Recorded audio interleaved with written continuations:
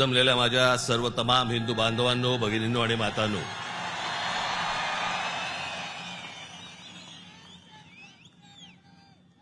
सर्वप्रथम मी आपणाला सर्वांना गुढीपाडव्याच्या मनपूर्वक शुभेच्छा देतो.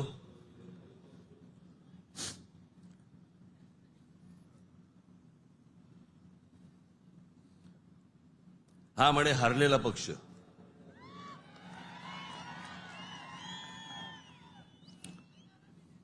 झालं, निवडणुका संपल्या, सगळ्या गोष्टी झाल्या. पण आज गेल्या निवडणुकीमध्ये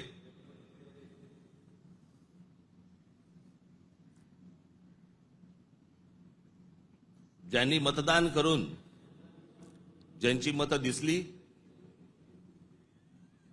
त्या सर्व मतदारांचे मी मनपूर्वक आभार मानतो. आणि ज्या मतदारांनी महाराष्ट्र नवनिर्माण सेनेला मतदान करून देखील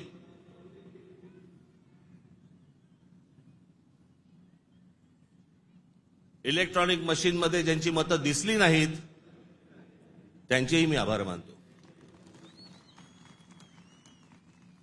निवडणुका कशा झाल्या, काय काय गोष्टी घडल्या, मला असं वाटतं याच्यावरती माझं बोलून झालेलं आहे. आता जे झालं ते झालं, आता हे बघायचं ते याच्या पुढचं. सगळे वेळ काढून आलायत ना, बरंच बोलायचंय मला.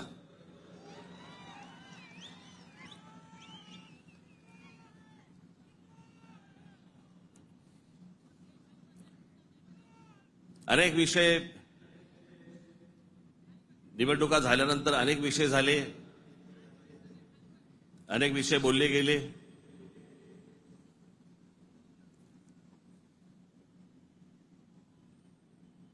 सदिच्छांचे, शुभेच्छांचे अनेक मला फोन पण आले आणि नेमके आजच आले.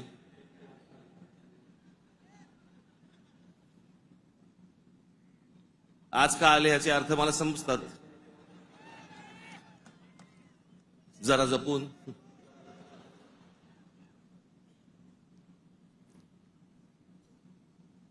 पण गेले काही दिवस ज्या काही घटना घडल्या, मला असं वाटतं काही गोष्टींचं तुम्हाला सांगणं खूप आवश्यक आहे, गरजेचं आहे.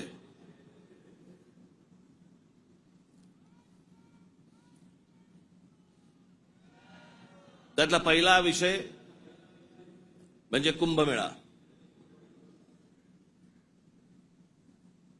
मी त्याशी म्हटल्याप्रमाणे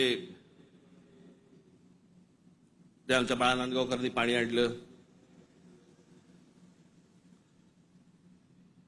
आणि मग मी त्याला सांगितलं मी आणलाय मी.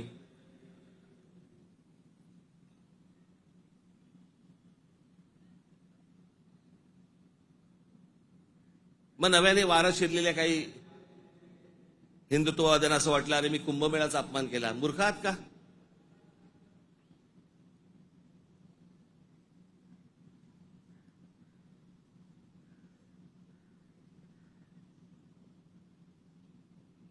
ते आमचे नयन कदम जाऊन आले तिकडे. कुठे नयन? कसं वाटलं? म्हणे आतमध्ये गेल्यावरती असं झालं म्हणे. म्हटलं नाही, खालून प्रेत गेलं असेल एखादं.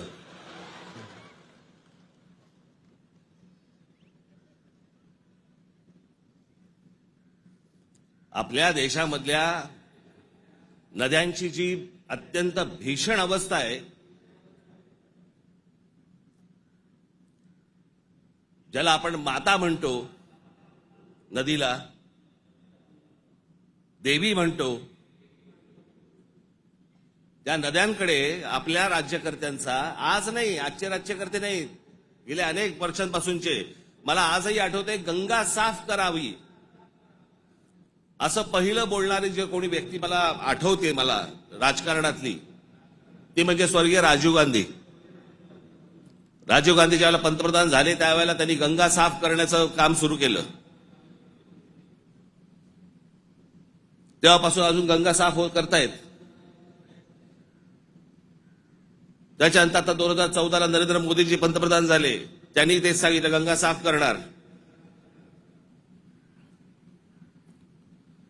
आपल्याकडच्या देशांमधल्या नद्यांची अशी अवस्था आहे की त्याच्यामध्ये पाणी पिणं तर लांबची गोष्ट, तुम्ही आंघोळ केली म्हणजे मी माझ्याकडे आत्ता काही उत्तरेतले लोक येऊन गेले मध्ये आणि त्यांनी मला सांगितलं की कित्येक लाखो लोक तिथे आंघोळ केल्यानंतर आजारी पडलेले आहेत. पडणारच आजारी.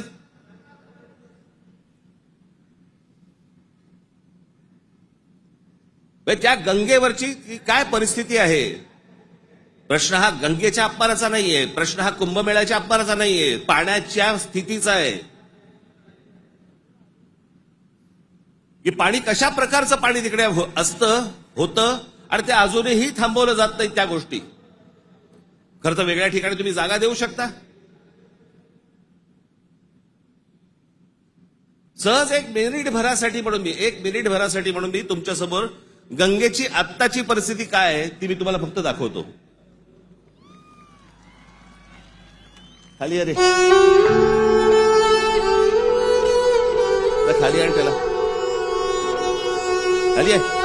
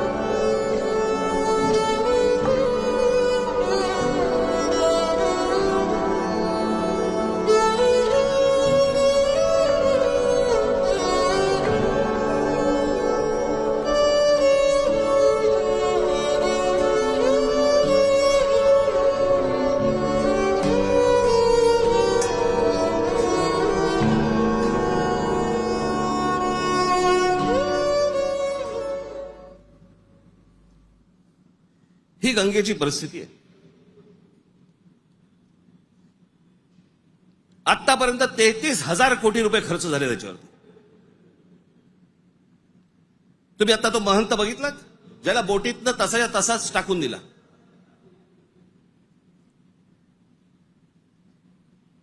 तिकडच्या घाटांवरती तिथे प्रेतं जाळली जात आहेत. नुसतं आपला अग्नी दिल्यासारखं करतात आणि तसंच प्रेत ढकलून देतात पाण्यामध्ये.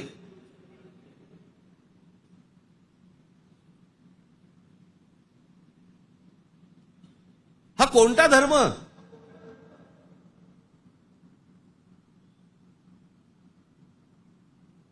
म्हणजे आमच्या नैसर्गिक आपल्या देशाच्या गोष्टींवरती जर समजा अशा प्रकारचा धर्म आडवा येत असेल, काय करायचं त्याचं.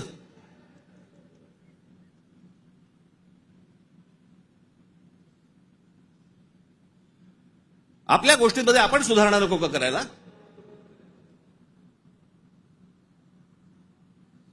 काळ बदलला, लोकसंख्या वाढली. 1000 वर्षापूर्वीच्या गोष्टी वेगळ्या होत्या, आत्ताच्या गोष्टी वेगळ्या आहेत.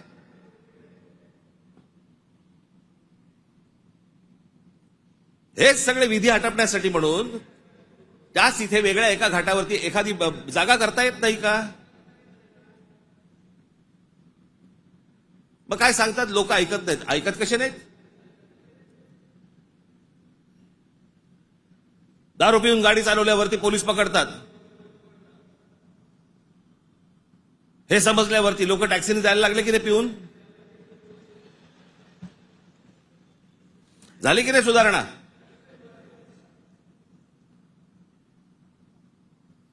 आपल्या नद्या स्वच्छ राहिल्या पाहिजेत.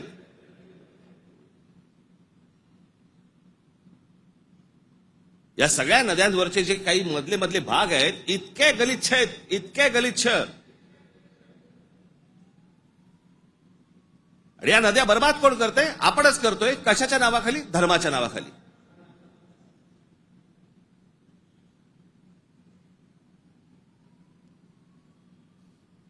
प्रत्येकाला आपापला धर्म प्यारा असतो.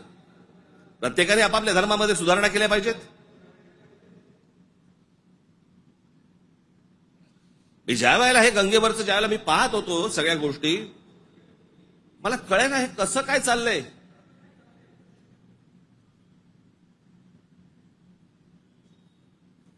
काय म्हणे 65 कोटी लोक येऊन गेले, अर्धा भारत.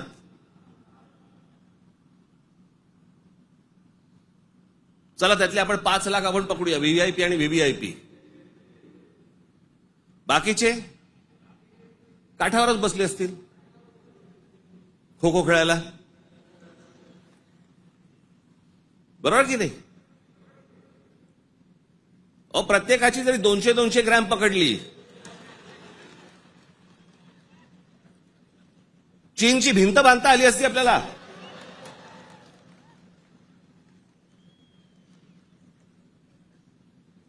बरं ते कुठे गेलं? म्हणजे आपल्याकडे जे सगळे म्हणतात ना, झालं गेलं गंगेला मिळालं.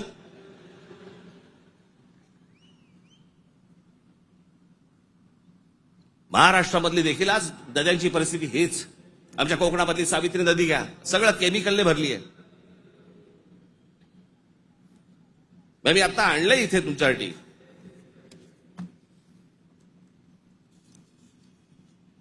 देशभरात एकूण 311 नदीपट्टे म्हणजे पॅचेस असे आहेत जे प्रदूषणामुळे धोक्याच्या पातळीवर असून त्यात महाराष्ट्रातील तब्बल 55 नदीपट्टे प्रदूषित आहेत.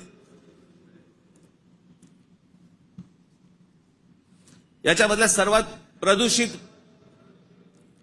असलेल्या नद्या, सर्वात प्रदूषित म्हणजे उल्हास नदी, मिठी नदी, मुळामुठा, सावित्री, भीमा, पवना, कान्हा, तापी, गिरणा, कुंडलिका, दारणा, इंद्रायणी, नीरा, वैनगंगा, चंद्रभागा, मुचकुंडा, घोड, तितूर, रंगवली, वर्धा, कृष्णा, पाताळगंगा, सूर्या, वाघूर, ढोरणा या नद्या पात्रांमध्ये पाणी हे अत्यंत वाईट आहे. हे माझा रिपोर्ट नाही आहे.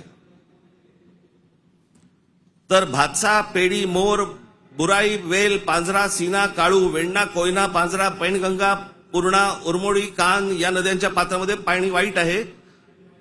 त्या नद्यांच्या तुलनेत मुंबईमध्ये 5 नद्या होत्या, 5 नद्या. कदाचित अनेकांना माहिती पण नसतील. त्यातल्या 4 मेल्या. मेल्या म्हणजे मारल्या. सांडपाणी, झोपडपट्ट्या आणि या सगळ्या गोष्टींमधनं त्या 4 नद्या मेल्या आणि 5वी ही आता मरायला आली आहे. ती म्हणजे मिठी नदी. आत्ताची मिठी नदीची काल मी शूट करायला सांगितलंय. काल मी अगोदरचं पण दाखवत नाहीये, मी कालचं दाखवतोय.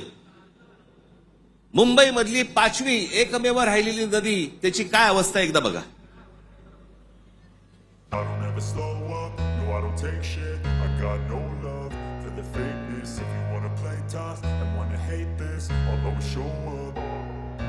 I don't ever slow up, no I don't take shit. I got no love for the fakeness. If you wanna play tough and wanna hate this, I'll always show up and make a statement. I don't ever slow up, no I don't take shit. I got no love for the fakeness. If you wanna play tough and wanna hate this, I'll always show up and make a statement. Everything I do so instinctive and so passionate. Every word I move so descriptive like an adjective. I got a vendetta against people who patented being negative when you should be getting after it.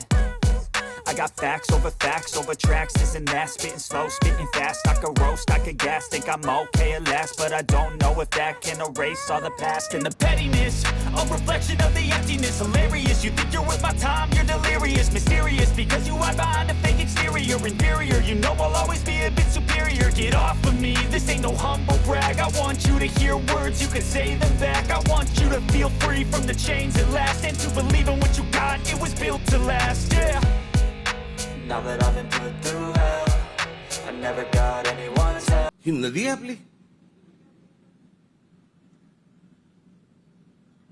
या सगळ्या नद्या मारून टाकल्या आपल्या लोकांनी. दरवर्षी येणार मुंबई महानगरपालिका म्हणणार की आम्ही मिठी नदी साफ केली. ही साफ जोपर्यंत आजूबाजूची वस्ती हटत नाही तोपर्यंत या नद्या कधीही साफ होणार नाहीत. आपल्या सगळ्या नद्यांमध्ये सगळीकडे केमिकल्स भरलेली आहेत. का? आमचं पोल्युशन कंट्रोल बोर्ड काय करतं? उद्योगधंद्यांना प्रोत्साहन, कारण उद्योगपती ह्यांना प्रोत्साहन देतात.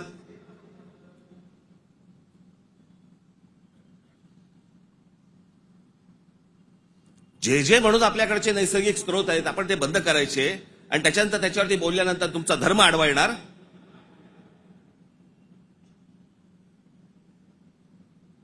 धर्माच्या गोष्टी तर मला तर कोणी सांगू पण नाहीत या लोकांनी.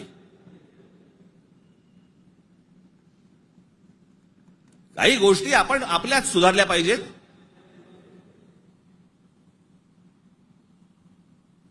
मी मागे हा एकदा विषय बोललो होतो. तो विषय बोलल्यानंतर मी एकदा नांदेडला होतो. नांदेडच्या गुरुद्वारामधले जे तिकडचे जे काय म्हणतात त्यांना, आता मला त्यांना काय म्हणतात मला माहिती नाही. आपल्या भाषेत सांगायचं म्हणजे काय, तिकडचे गुरुजी असतील. आणि त्यांनी मला सांगितलं की आपने जो कहा वो बहुत ठीक कहा. काय म्हणालो होतो मी?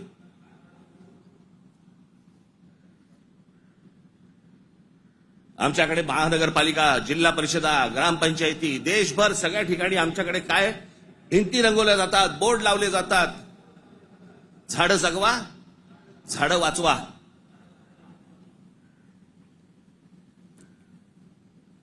आणि आमच्याकडे देशामध्ये आपल्या हिंदूंचे अंतिम संस्कार, अंत्यविधी हे लाकडावरती होतात. कुठून येतं लाकूड? लाकूड येणार कुठून? या देशातली जंगलतोड झाल्याशिवाय लाकूड येणारच नाही.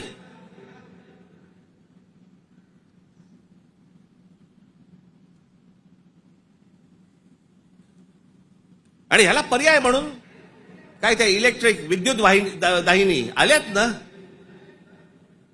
काही जण असतात कर्मठ, नाही विद्युत दाहिनी नाही, आमच्या परंपरेनुसार. का विद्युत दाहिनी केल्यावरती काय कल्याणला उतरवतात?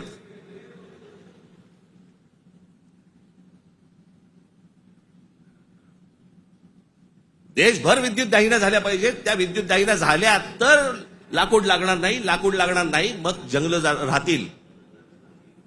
आमचे पंतप्रधान नरेंद्र मोदी मागे एकदा जंगलात गेले होते फिरायला, कोणतरी एका परदेशी माणसाबरोबर.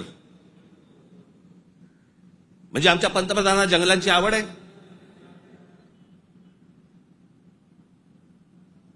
मग ते त्या अंबानीच्या कुठेतरी त्या जामनगरला गेले, वनतारा का तंतारा काहीतरी. म्हणजे त्याला प्राण्यांची आवड आहे. मग प्राण्यांची आवड असेल तर जंगल जगवली पाहिजे. जंगल हे आपलं मुंबईचं नॅशनल पार्क आहे ना, हे नॅशनल पार्क संजय गांधी राष्ट्रीय उद्यान पवईपासून सुरू होतं, घोडबंदर पर्यंत तिकडे थांबतं. एवढं मोठं राष्ट्रीय एक काय नॅशनल पार्क एखाद्या शहराच्या मध्यात जगाच्या पाठीवर कुठेही नाही.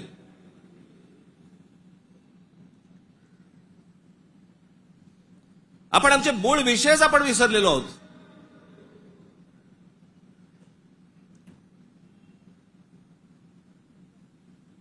आमच्याकडे फक्त जंगलतोड सुरू आहे. म्हणजे आता मी तुम्हाला फक्त भारताचा जन्म मृत्यूचा आकडा फक्त सांगतो. जन्म मृत्यूचा आकडा म्हणजे लाकडं किती लागत असतील विचार करा, म्हणजे जंगलं किती तोडली जात असतील याचा विचार करा. भारताचा मध्ये जन्म आणि मृत्यूचा दर दररोज 81,746 मुलं जन्म घेतात आणि दररोज 29,679 मृत्यू होतात. रोज दररोज साधारणपणे 50,000 लोकसंख्या वाढत आहे. महिन्याला 24,52,380 लोक जन्म घेतात आणि महिन्याला 8,90,370 लोक मृत्युमुखी पडतात. वर्षाला 2,94,28,560 जण जन्म घेतात आणि वर्षाला 1,06,84,440 जण मृत्युमुखी पडतात.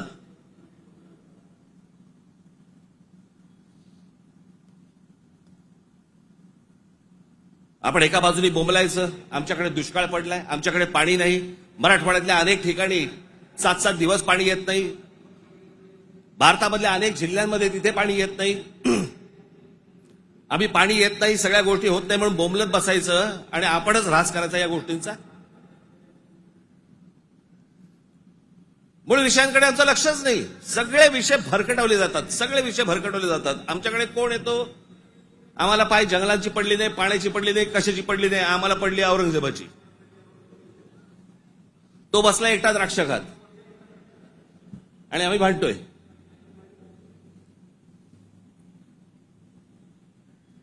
औरंगजेबाची कबर राहिली पाहिजे का उडवली पाहिजे? आत्ता कुठून आठवलं? चित्रपटाने जागे होणारे हिंदू काही कामाचे नाहीत.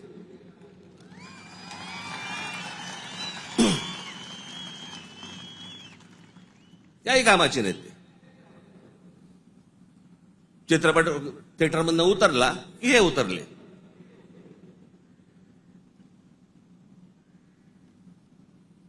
छत्रपती संभाजी महाराजांचं बलिदान तुम्हाला आत्ता कळलं विकी कौशल मेल्यावर?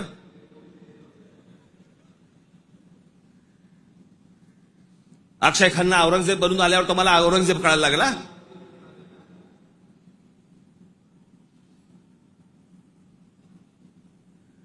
व्हॉट्सअपवरती इतिहास नाही वाचतायत. इतिहास वाचायचा असेल त्याच्यामध्ये पुस्तकामध्ये डोकं घालायला लागेल तुम्हाला.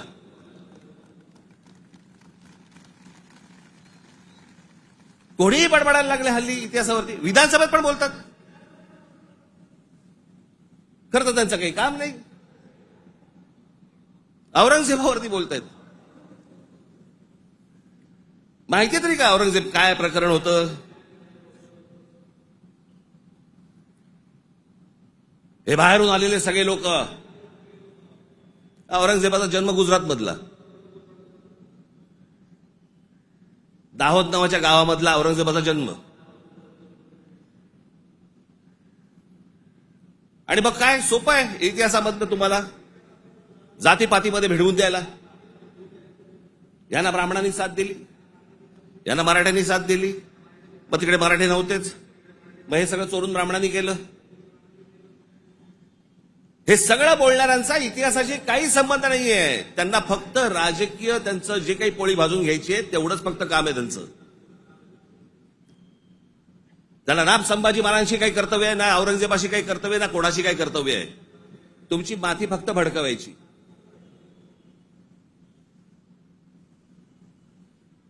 कसल्या इतिहास बोलतोय आपण? अहो, इतिहासाच्या पानात खोलवर गेलात ना, सगळ्या अपेक्षांची आणि कल्पनांची आणि भावनांची सगळी भांडी ठळाठळ फुटतील.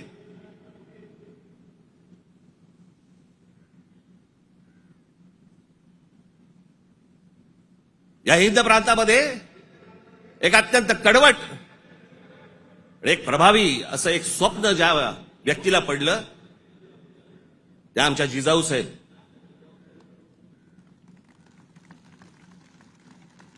हे त्यांचं स्वप्न त्यांचे वडील असल्यापासून त्या बघत होत्या. त्यांना समजत नव्हतं हे काय चाललंय. आमचीच लोक ह्या लोकांकडेच का चाकरी करतायत?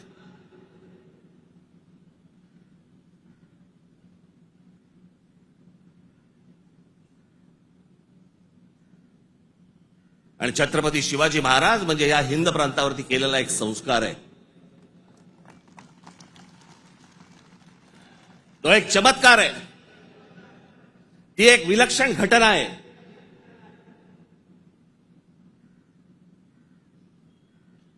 छत्रपती शिवाजी महाराज हा एक विचार आहे. तो विचार जन्माला यायच्या अगोदर या देशाची, या देश कुठचा होता? देश नव्हताच तो. या हिंद प्रांताची काय अवस्था होती, काय परिस्थिती होती?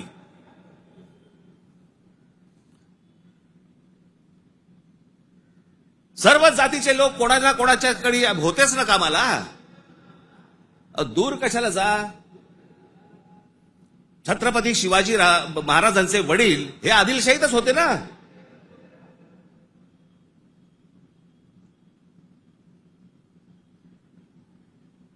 त्याच्यानंतर ते निजामशाहीत गेले ना. तो काळ वेगळा होता, तिवाळची परिस्थिती वेगळी होती. त्यांनी काय तसे निर्णय घेतले? जे कोणी महाराष्ट्रामधले सरंजामदार होते त्यांच्या विरोधाचाच लढा होता ना शिवाजी महाराजांचा. हे सरंजामदार कोण होते? त्याला जातीत का पाहताय तुम्ही?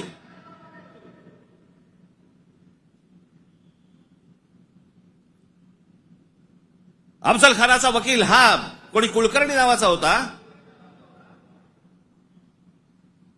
ब्राह्मण होता. अफजल खानाची बोलणी करायला गेलेला छत्रपती शिवाजी महाराजांचा वकील देखील ब्राह्मणच होता.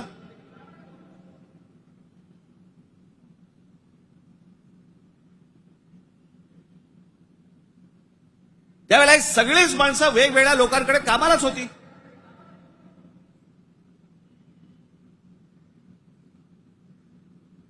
इतिहासातली प्रत्येक गोष्ट काही कागदावरती लिहिलेली नाहीये. त्यावेळेला त्या परिस्थितीत काय निर्णय घेतले असतील आपल्याला काय माहिती.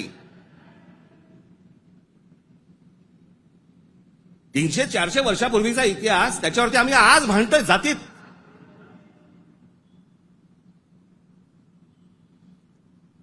आग्र्याच्या दरबारामध्ये छत्रपती शिवाजी महाराजांच्या समोर संभाजी महाराज असताना संभाजी महाराजांनी औरंगजेबाची 5,000 मनसबदारी स्वीकारलेली आहे. छत्रपती शिवाजी महाराजांच्या समोर महाराजांची होकार असल्याशिवाय होईल?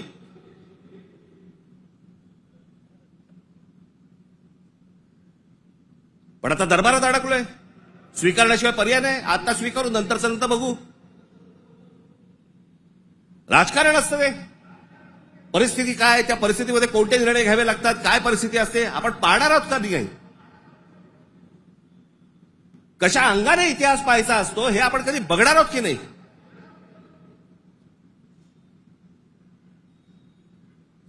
काही कशाचा कशाला माहिती नाही. छत्रपती शिवाजी महाराजांसाठी औरंगजेबाचा जो माणूस आला होता, मिर्झा राजे जयसिंग राजपूत, हिंदू होता ना.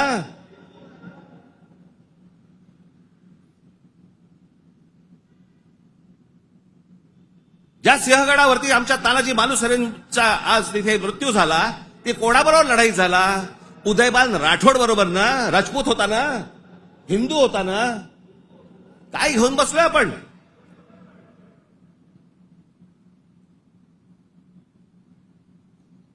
कोणत्या काळात जगतो आहोत आपण?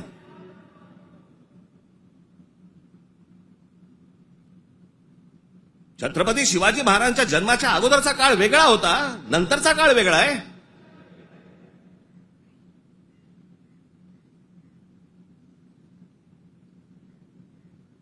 मी अनेकदा माझ्या भाषणांमध्ये मी सांगितलेलं आहे, परत एकदा सांगतो, औरंगजेब विषय निघालाय म्हणून.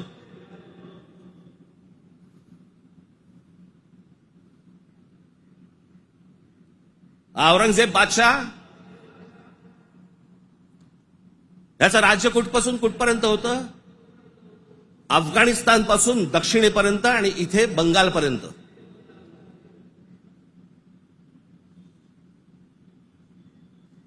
छत्रपती शिवाजी महाराज ज्यावेळेला आग्र्यावरनं निघाले, सुटले, महाराष्ट्र जेव्हा आले, त्याच्यानंतर राज्याभिषेक झाला 74 साली आणि 1680 साली महाराजांचा मृत्यू झाला, निधन झालं त्यांचं. त्या दरम्यान औरंगजेबाचा एक पुत्र, मुलगा, महाराज गेल्यानंतर दक्षिणेत आलाय आणि औरंगजेबाच्या मुलाला शह म्हणजे राहायला जागा बरोबर घेतलं. हे संभाजीराजांनी घेतलंय. तो तिथून पळून आलाय. वाचा जरा इतिहास, वाचा जरा. औरंगजेब ज्या वेळेला आग्र्यावरनं निघालाय,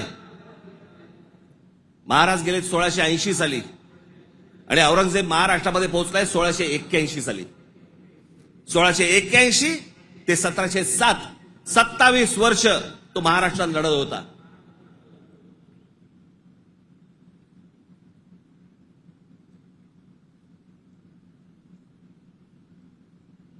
आमच्या संभाजी राजांबरोबर लढला.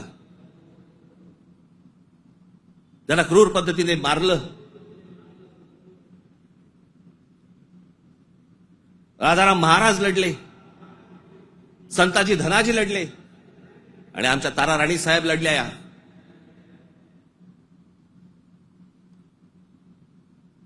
एक महाराष्ट्राचे खूप मोठे लेखक होऊन गेले, नरहर कुरुंदकर.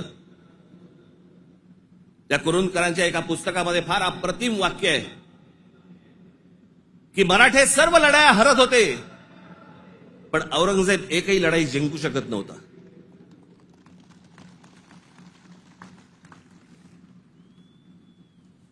याचं कारण छत्रपती शिवाजी महाराजांचं निधन झाल्यावरती खरं तर औरंगजेबाने परत जायला पाहिजे होतं आग्र्याला. नाही, तो इथे का थांबला?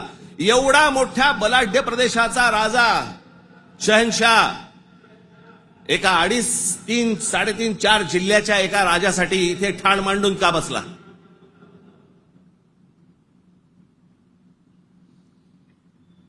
त्याला माहिती होतं छत्रपती शिवाजी महाराजांचं निधन झालंय, मग का ठाण मांडून बसला होता? शिवाजी महाराज तर गेले होते, त्याला शिवाजी नावाचा विचार मारायचा होता, जो त्याला जमला नाही. सगळे प्रयत्न केले, सर्व प्रयत्न केले आणि इथे शेवटी मेला.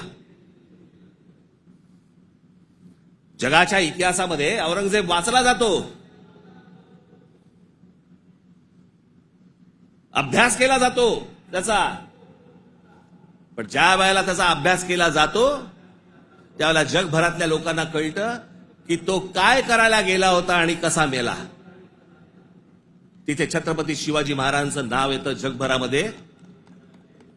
जी कबर आहे ना, जी सजवलेली काढून टाका, कबर नुसती दिसली पाहिजे आणि तिथे एक मोठा बोर्ड लावा, आम्हा मराठ्यांना संपवायला आलेला औरंगजेब इथे आम्ही गाडला गेला.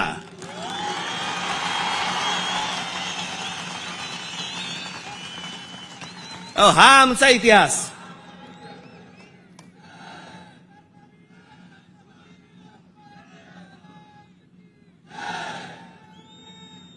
अफजल खान ज्या वेळेला इथे आला, इतिहास कशासाठी वाचायचा? इतिहासातनं बोध घेण्यासाठी वाचायचा. अफजल खान जेव्हा इथे आला त्यावेळेला प्रतापगडावरती मारला गेला खाली, तिथेच त्याची खाली कबर खोदली गेली, तिथेच त्याला पुरला. मराठीत एक फार अप्रतिम जो शब्द आहे ना, पुरून उरीन, तो आहे, तुला पुरीन आणि उरीन. तो जो पुरला त्याला तिकडे अफजल खानाला, तो शिवाजी महाराजांच्या होकाराशिवाय पुरला नसेल. त्याची कबर जी केली आहे ती महाराजांना विचारल्याशिवाय केली नसेल. महाराजांनी सांगितलं असेल, निश्चित करा, जगाला कळू दे कोणाला मारलाय.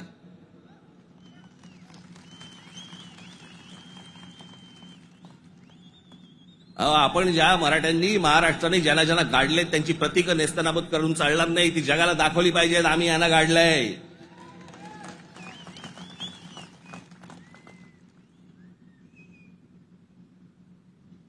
इस्रायलची एक खूप मोठी संघटना आहे मोसाद नावाची,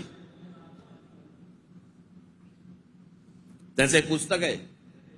त्या पुस्तकामधली एक ओळ फार अप्रतिम ओळ आहे आणि त्याच्यात त्यांनी दिलंय की आम्ही अनेक स्मारकं बांधली इथे इस्रायलमध्ये, पण अनेक लोकांची आम्ही स्मारकं बांधली नाहीत. का? कारण ती जर बांधली तर जगामध्ये ते कृत्य आम्ही केलंय असं जगाला कळेल, म्हणून आम्ही नाही बांधली.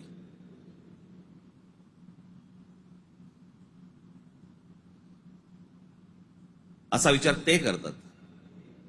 आणि आम्ही कोणाला गाडले हे आम्ही जगाला दाखवायचं नाही. खरं तर शाळेतल्या लहान लहान मुलांच्या तिकडे ट्रिप घेऊन गेल्या पाहिजेत, बसेस भरून घेऊन गेल्या पाहिजेत आणि लहान मुलांना सांगितलं पाहिजे, बाळांनो, महाराजांनी याला गाडला, हा आपल्यावर आला होता, हा आपल्या धर्मावर उलटला होता, हा आमची मंदिरं पाडत होता, हा आमच्या बहिणींची आबरू लुटत होता, याला आम्ही गाडला. नाही तर पुढच्या पिढ्यांना आम्ही काय इतिहास सांगणार आहोत?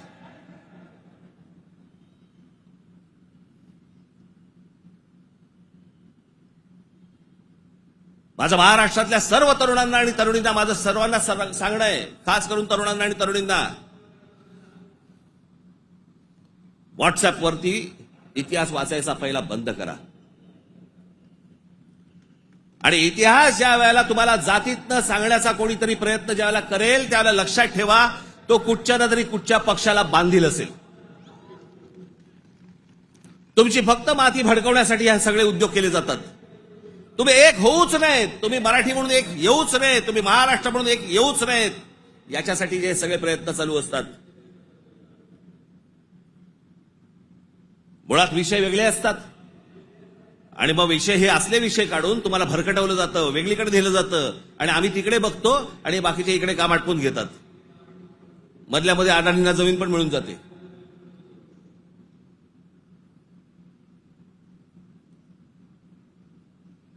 मुंबईचा विमानतळ दिला अदानीला, मग अजून कुठचा नवी मुंबईचा दिला अदानीला, मग आता पालघरचा दिला अदानीला, मग तिकडचा बंद दिला अदानीला. अदानी हुशार निघाला, आम्ही अडाणी निघालो.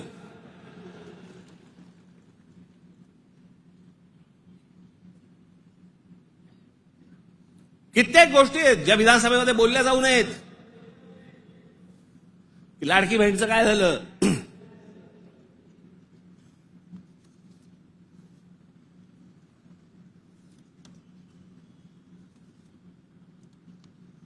लाडकी बहीणचं काय झालं? काही नाही. बंद होणार ती योजना. मी निवडणुकीच्या वेळेला सांगत होतो, पण माझं खरं सांगून तुम्हाला पटलं नाही, त्यांचं खोटं सांगून पटलं. काय कमाल आहे.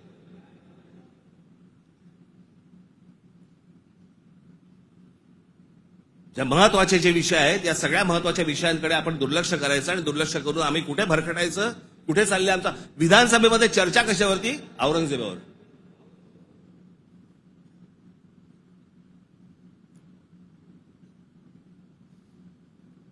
मी तुम्हाला मुद्दामून सांगतोय की तो तुर्कस्तान म्हणजे आताचा टर्की हा देश तलवारीच्या धारेवरती, धर्माच्या धारेवरती उभा राहिला. सगळ्या ठिकाणी आक्रमण केली. हा औरंगजेब म्हणजे हे सगळे आहेत ना, बाबर बिबर पासून सगळे, हे सगळे तुर्की मंगोलियन लोक आहेत. आपण ज्यांना मोघल म्हणतो ना, मोघल म्हणजे मंगोल्स, चंगीज खानवाले. हा तुर्की मंगोल आहे. सगळं मुस्लिम धर्म तलवारीच्या धारेवरती सगळा देशभर जगभर पसरवण्याचा प्रयत्न केला. नंतर धर्माच्या आधारावरती तुम्हाला देश नाही उभा करतायत. हे अनेक देशांना समजलं. त्यातला पहिला टर्की म्हणजे तुर्कस्तान. तिकडे 1922 साली त्यांच्या पंतप्रधान काय प्रेसिडेंट जो काय असतो तो, त्याच्यावरती केमाल पाशा नावाचा माणूस आला आणि केमाल पाशाने सगळं अख्खं तुर्कस्तानचं चित्र अख्खं पालटवून टाकलं. 1938 साली मला असं वाटतं ते गेले. त्याच्यानंतर जी लोक आली तिथे इस्लाम आता म्हणण्यापुरता आहे तिथे, पण तो आता भाग दक्षिण युरोप म्हणतात त्याला, दक्षिण युरोप. तिकडची परिस्थिती, तिकडची अवस्था जर समजा तुम्ही बघितलीत, म्हणजे त्या सगळ्या ठिकाणी मशिदी आहेत, सगळ्या गोष्टी आहेत, पण तुम्हाला रस्त्यावरती धर्म दिसत नाही. कारण त्याच्या लक्षात आलं की धर्मामुळे देशाची प्रगती होणार नाही. त्यांनी काय काय प्रकार केले केमाल पाशाने. राज्यघटनेत तुर्कीला धर्मनिरपेक्ष राष्ट्र म्हणून घोषित केलं. इस्लामला राज्य धर्माचा दर्जा काढून टाकला. शरिया कायदे रद्द करून स्विस सिव्हिल कोडवर आधारित नवीन कायदा लागू केला. त्याच्यानंतर अरबी लिपीऐवजी लॅटिन लिपी स्वीकारली. फ्रेंच फेज टोपी त्यांची जी होती त्याच्यावर बंदी आणि पाश्चिमात्य पोशाखांना प्रोत्साहन दिलं. मशिदींमधील अरबी प्रार्थनांना तुर्की भाषेत बदललं. आता सध्याचे टर्कीचे सध्याचे अध्यक्ष एर्दोगन यांनी मवाळ इस्लाम स्वीकारला वगैरे सोडा, टर्कीला दरवर्षी टुरिझम म्हणून किती लोक भेट देतात? 5 कोटी लोक भेट देतात. वर्षाला साधारणपणे $400 बिलियन त्यांचं उत्पन्न होतं, निर्माण होतं. हे देश सगळे त्याच्यातनं बाहेर पडतायत आणि आम्ही धर्मांधतेकडे जातोय. धर्म प्रत्येकाने जोपासला पाहिजे उंबरठ्याच्या आत. आणि त्यांनी जर समजा बाकीच्यांनी जर समजा धर्म रस्त्यावरती आणला तर मग काय आम्ही बुलडोजर फिरू? मी ज्यावेळेला सांगितलं होतं हे सगळे लाऊडस्पीकर बंद करा मशिदींवरचे, ऐकलं नाही. माझ्या 17,000 महाराष्ट्र सैनिकांवरती केसेस टाकल्या.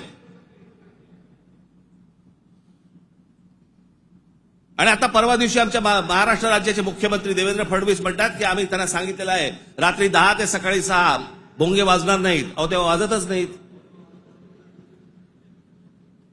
प्रश्न आहे सकाळी 6 ते रात्री 10. या लाऊडस्पीकरचा, सततच्या लाऊडस्पीकरचा लोकांना त्रास होतो. तुमचे काही सण बिण असतील तर आपण समजू शकतो, पण सरकार म्हणून कोणतंही पाऊल न उचललं. पाऊल कोणी उचललं? उत्तर प्रदेशने उचललं, योगींनी उचललं. त्यांनी सगळ्यावरचे लाऊडस्पीकर बंद केले. आपण इथे घोषणा केली, लाऊडस्पीकर त्यांनी बंद केले. आमच्या इकडे तसंच चालू आहे.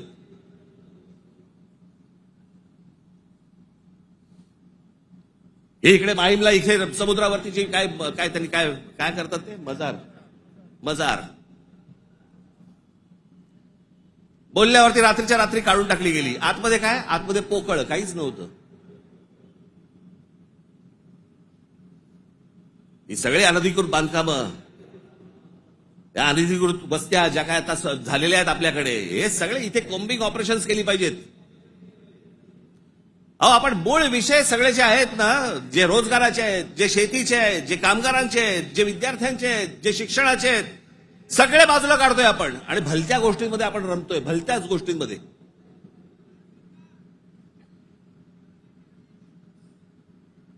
आज त्या बीडला जे झालं, ते संतोष देशमुख काय बिचारे, त्यांना काय किती घाणेरड्या पद्धतीने मारावं, किती घाणेरड्या पद्धतीने मारावं.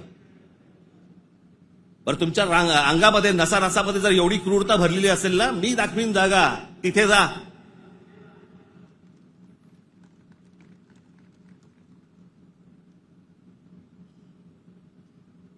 पण हे सगळं झालं कशातनं? त्या विंडमिल, तिकडची ऍश, तो तिकडचा जो काय प्रकल्प, त्याच्यातनं निर्माण होणारी जी काही ती राख आहे. म्हणजे मी आजपर्यंत ऐकलं होतं की राखेमधनं फिनिक्स पक्षी उभारी घेतो. आमच्या बीडमध्ये राखेतनं गुंड तयार होतात. विषय होता पैशाचा. ती जी काय वाल्मिक कराड आणि जी काय नावं येत आहेत त्यांची, हे सगळ्या खंडण्या. या संतोष देशमुखने त्याला विरोध केला. उद्या तिथे संतोष देशमुख नसता, दुसरा कोणी असता तरी त्यांनी हेच केलं असतं. विषय होता पैशांचा, विषय होता खंडणीचा, विरोध होता खंडणीला विरोध करणाऱ्यांचा.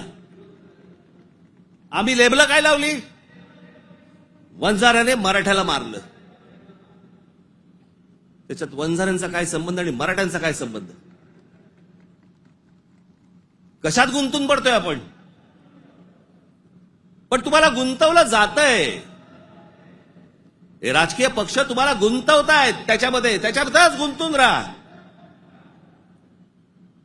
आमच्या मुलांच्या शिक्षणाचा विचार करू नका, विषय आणू नका. आमच्याकडे रोज शेतकरी आत्महत्या करतायत. आता दिवसाला 7 आत्महत्या होतात दिवसाला शेतकऱ्यांच्या. पाहू नका. आमच्याकडे रोजगार निर्माण होत नाहीये, लक्ष देऊ नका त्याच्याकडे. असंख्य मुलं आणि मुली मराठवाडा सोडून पुण्याकडे येत आहेत. दुर्लक्ष करा त्या गोष्टींकडे. आम्ही कशात अडकवलंय त्यांना? सगळ्यांना जातीपातीमध्ये अडकवलेलं आहे. कोणी जातीचं भलं केलेलं नाहीये आणि कोणी जातीच्या माणसाचं भलं केलेलं नाहीये. या महाराष्ट्रामध्ये संयुक्त महाराष्ट्र झाल्यानंतर गेली इतकी वर्ष या महाराष्ट्राच्या सत्तेमध्ये जास्तीत जास्त आमदार आणि जास्तीत जास्त मंत्री आणि जास्तीत जास्त मुख्यमंत्री मराठा समाजाचे होते. मग मराठा समाजाला आरक्षण का मागावं लागतंय?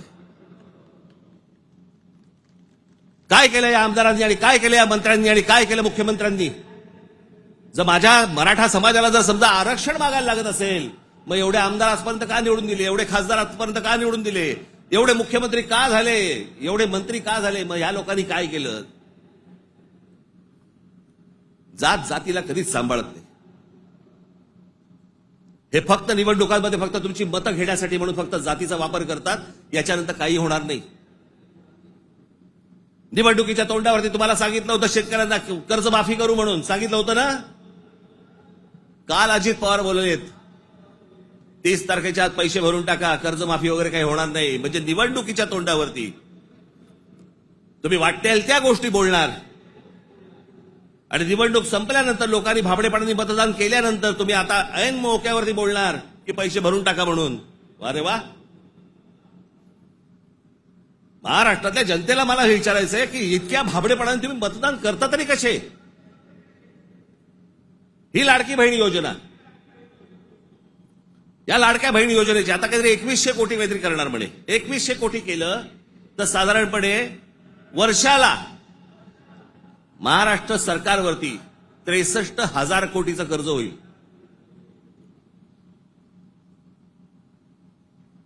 म्हणजे साधारणपणे 5 वर्षाचे काढा तुम्ही किती होतात. 3-3.5 लाख कोटी होतात. हे फक्त वाटण्यात. ते वाटू शकत नाहीत. सरकारकडे पैसे नाहीत. ही योजना बंद होणार. अहो, कर्ज काढून दिवाळी साजरी करायला सांगितले कोणी? जे मूळ प्रश्न आहे, जे रोजगाराचे प्रश्न आहेत, माझ्या महाराष्ट्रामध्ये माझ्या मराठी मुला मुलींना नोकऱ्यांचे प्रश्न आहेत, ते सोडवा. आस्थापना येत आहेत आणि तुम्ही बाहेरच्या लोकांना भरताय कंत्राटी कामगार म्हणून. माझ्या महाराष्ट्रामधल्या मुलांना कळत नाहीये, मुलींना कळत नाहीये, कारण आम्ही गुंतवलेत कशात? आम्ही जातीत गुंतवलेत. मारामाऱ्या करा, डोकी फोडा, व्हॉट्सअपवरती जातीत शिव्या घाला, हे उद्योग आमचे सगळे सुरू आहेत. मूळ प्रश्नाकडे आहे कोणाचं लक्ष? खरं तर मूळ प्रश्नांवरती तुम्ही सरकारला धारेवर धरलं पाहिजेत, मंत्र्यांना धारेवर धरलं पाहिजेत. निवडणुकीच्या तोंडावरती ज्या ज्या प्रकारची तुम्हाला आश्वासनं दिली त्या गोष्टी तुम्ही विचारल्या पाहिजेत. पण मुळात आपलंच लक्ष जर समजा नसेल तर बाकीच्यांचं फावणारच आहे.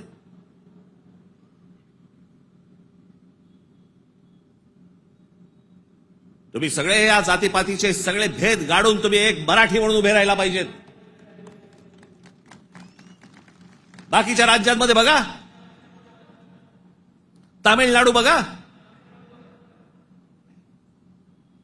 तामिळनाडूमध्ये हिंदी आणतायत, नाही म्हणून त्यांनी सांगितलं येऊ देणार नाही. केरळामध्ये येऊ देणार नाही.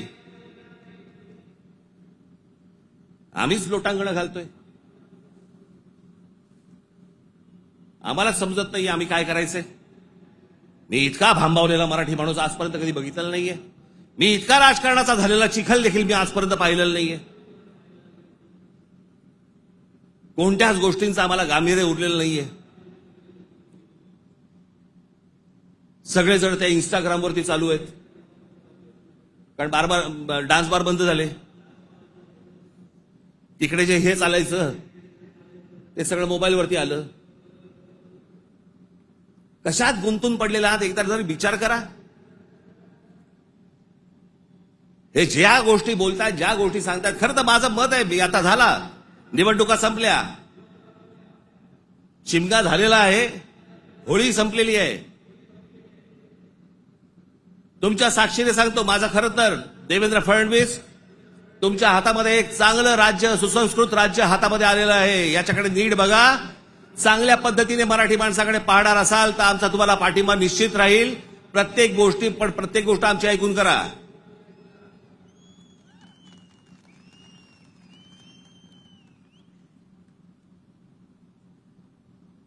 महाराष्ट्र आसुसलेला आहे. आता उन्हाळा आहे, आता पाण्याचे प्रश्न सुरू होतील. शेतकऱ्यांच्या आत्महत्यांचे आहेतच आहेत, कर्जांचे आहेत. कोणी कंपन्या येतात, त्या कुठची कंपनी आली ती लुटून गेली ते टोरस का काहीतरी, इतके भाबड्यात. आता पैसे दिले की महिन्याभरात दुप्पट होतील. कोण देतं असं करून? का गुंतवता अशा ठिकाणी पैसे तुम्ही? पण या सगळ्या ह्याच्यामध्ये मी तुम्हाला दोष देणार नाही. ही जी असुरक्षितता जी आलेली आहे ना, आर्थिक असुरक्षितता आलेली आहे, वैचारिक असुरक्षितता आलेली आहे, मंदिरांच्या बाहेर रांगा लागल्या आहेत. जे बुवा बिवा जे काय आता सध्या नवीन आलेत सगळेजण, त्यांच्याकडे रांगा लागल्या आहेत. लोक भक्तीने जात आहेत, भावनेने जात आहेत, अडकून पडतायत. ठीक आहे, पण चांगल्या गोष्टीत तरी पडतायत.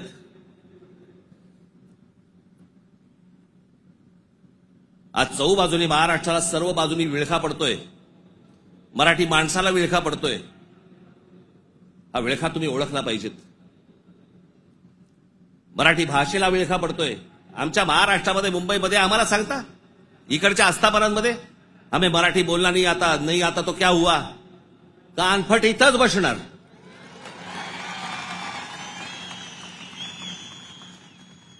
फालतू देशबीज सांगायचं नाही आम्हाला.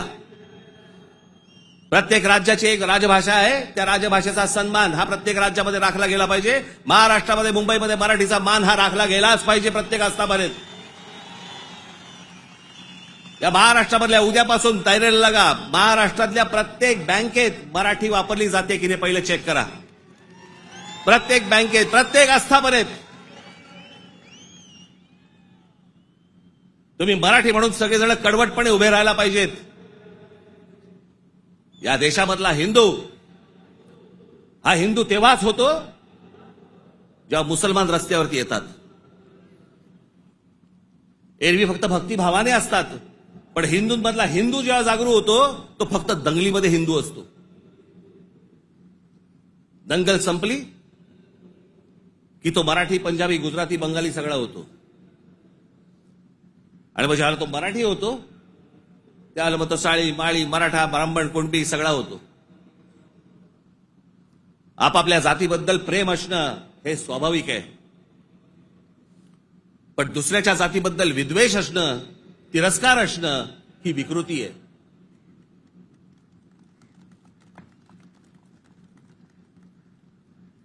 आज सगळे राजकीय पक्ष बाकीचे आज केंद्रातले असतील, पूर्वीपासून चालू आहे, काँग्रेस असल्यापासून सुरू आहे. या सर्व प्रश्नांकडे तुमचं गांभीर्याने लक्ष असलं पाहिजे. मी आज फक्त तुम्हाला एक गोष्ट वाचून दाखवणार आहे. 1966 साली शिवसेनेच्या जन्माच्या वेळेला माझ्या आजोबांनी एक पुस्तक लिहिलं होतं. बघा, 1966 सालची गोष्ट बोलते मी तुम्हाला. 1966 माझ्या आजोबांनी एक पुस्तक लिहिलं होतं. मी ते लवकरच मी ते रिप्रिंट करून तुमच्या पुढे आणणार आहे. मी ते त्या पुस्तकाचं नाव होतं ऊठ मराठ्या ऊठ. ते पुस्तक आपण सर्वांनी जरूर वाचलं पाहिजे. त्या पुस्तकातला एक फक्त बायना मी तुम्हाला एक फक्त गोष्ट वाचून दाखवतो, आणि ही गोष्ट मला असं वाटतं सर्वांनी गांभीर्याने घेतली पाहिजे. या गोष्टींवरती विचार केला पाहिजे. पूर्वीची काँग्रेस असो, नाही तर आताची भाजपा असो, नाही तर अजून येणारे दुसरे कुठचाही केंद्रामधला पक्ष असो किंवा राज्यामधला, मराठी माणसांनी या गोष्टींचा विचार करणं गरजेचं आहे. हे आजोबांनी 66 साली लिहिलंय. तीच गोष्ट आज तंतोतंत आपल्याला लागू पडतेय. ती मी गोष्ट फक्त तुमच्यासमोर वाचून दाखवतो. भाषा म्हणजे काय बोलायचीच नाही, कमाल भाषा. आज महाराष्ट्राचा मराठा आत्मस्वरूपाला पारखा होऊन ना अरत्री ना परत्री, म्हणजे ना इथे ना तिथे, अशा मोहनीय अवस्थेत आहे. त्याचा उज्ज्वल भूतकाळ त्याने चुकूनही आठवू नये. त्याचा उज्ज्वल भूतकाळ, जे मी मगाशी तुम्हाला सांगतो ना, इतिहासातल्या चांगल्या गोष्टी, त्याचा उज्ज्वल भूतकाळ त्याने चुकूनही आठवू नये. या धोरणाने त्याच्या त्या इतिहासाची जडणघडण नव्या राजकारणी रंगढंगाला साजेशी बदलण्याचा उद्योग सध्या चालू आहे. काळाच्या कचक्यालाही न जुमानता ग्रंथ दसतात आणि पिढ्यानपिढ्यांच्या स्मरणात परंपरेने चिरंजीव झालेल्या ठळक ऐतिहासिक घटनांवर ही निरनिराळे बनावट अर्थ बनवण्यात येत आहेत. जिकडे पाहावे तिकडे जे आता चालू आहे, त्या इतिहासाचे वेगवेगळे अर्थ तुम्हाला सांगितले जात आहेत. वेगवेगळ्या गोष्टी सांगितल्या जात आहेत जाती जातींमधनं. त्याच्यामध्ये एक त्यांनी एक उतारा दिलाय, गलबला बुद्धी नासते नाना निश्चय सांगती, ऐकावे कोणाकोणाचे बोलत आहे बहुचकी, करंटे मिळाले सर्वही जो तो बुद्धीचं सांगतो. प्रत्येक जण आपापल्या पद्धतीने काहीतरी काहीतरी सांगत असतो. त्यांची बुद्धिमत्ता तेवढी नसते, पण प्रत्येकाला वाटतं मला व्यक्त व्हायचंय, आणि प्रत्येक जण बुद्धी पाजळत असतो. त्यांच्याकडनं बुद्धी घेऊ नका, चांगली पुस्तकं वाचा. असा समर्थोक्त देखावा दिसत आहे. बुद्धिभेदाच्या या वावटळीत शिक्षितांपासून अशिक्षित मजुरांपर्यंत सारे गुरफटले गेले आहेत. जागृतीचा, उत्थानाचा बोध करील तो जातीयवादी, संकुचित वृत्तीचा, देशद्रोही म्हणून त्याची सर्वत्र निंदा नालस्ती आणि जाहीर सभातून निषेध करण्यात येतो. कारण स्पष्ट आहे. महाराष्ट्राचा मराठा जागा होऊन आपल्या आत्मस्वरूपाचा शोध घेण्या इतका कदरबाज स्वाभिमानी बनू लागला तर सत्ता स्पर्धेच्या शर्यतीच्या रिंगणात आपल्या पक्षीय घोड्यावर स्वार झालेल्यांचे रिकीबितले पाय लटपटल्याशिवाय राहणार नाहीत. ते जे आज सत्तेचे सगळ्या घोड्यांवर चालू आहे ना, घोड्यांवरती बसलेले आहेत, तुम्ही एक व्हा. तुम्ही एक मराठी म्हणून ताकद ह्यांना सर्वांना दाखवा. नाही ह्यांचे पाय लटलटले तर मला सांगा. पण तुमच्यामध्ये सगळ्यांमध्ये फक्त मतभेद निर्माण करणं, बुद्धिभेद निर्माण करणं आणि त्या बुद्धिभेदातनं ह्यांना फक्त सत्ता राबवायची आहे सगळ्यांना. आज सत्तेवर बसले तेवढंच नाही म्हणत मी, सगळेच. म्हणून मला तुम्हाला एवढंच सांगायचं आहे आजच्या या गुढीपाडव्याच्या दिवशी. हा गुढीपाडवा, या गुढीपाडव्याच्या दिवशी तुम्ही हा मराठी नववर्षाचा सण, या मराठी नववर्षाच्या क्षणी तुम्ही सगळ्यांनी महाराष्ट्रातल्या तमाम माझ्या माता भगिनींनी, माझ्या बंधूंनी, भावांनी, माझ्या बहिणींनी, सगळ्यांनी एकजुटीने मराठीचा नारा द्यावा. आणि ज्या वेळेला ते इतर ज्या वेळेला अंगावर येतील त्यावेळेला आपण हिंदू म्हणून अंगावरती जाऊ. एवढी ताकद आपण आज या ठिकाणी ठेवू. आपण आज या गोष्टींची शपथ घेऊ.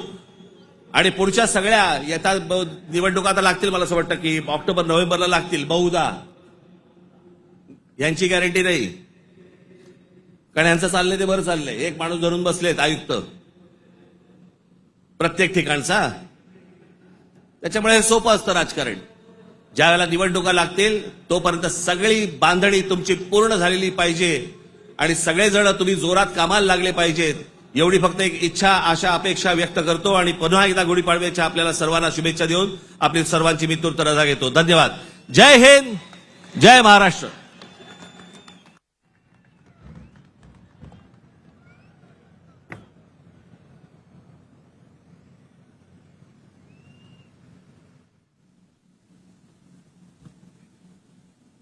हे जे सगळं मी आजपर्यंत जे काही तुमचं प्रेम मला जे मिळालेलं आहे त्या प्रेमावरती आधारित आजपर्यंत जी सगळी घोडदौड सुरू आहे,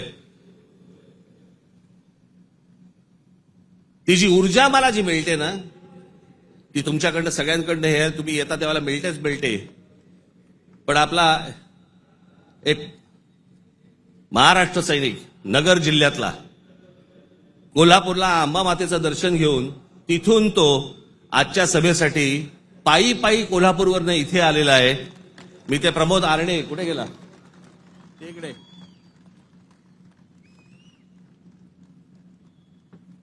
आता बस, हा पायी पायी तिथून आला. तुमच्या सर्वांसाठी तो महालक्ष्मीचं दर्शन घेऊन आलेला आहे आणि मला असं वाटतं की हीच माझी ऊर्जा आहे. धन्यवाद.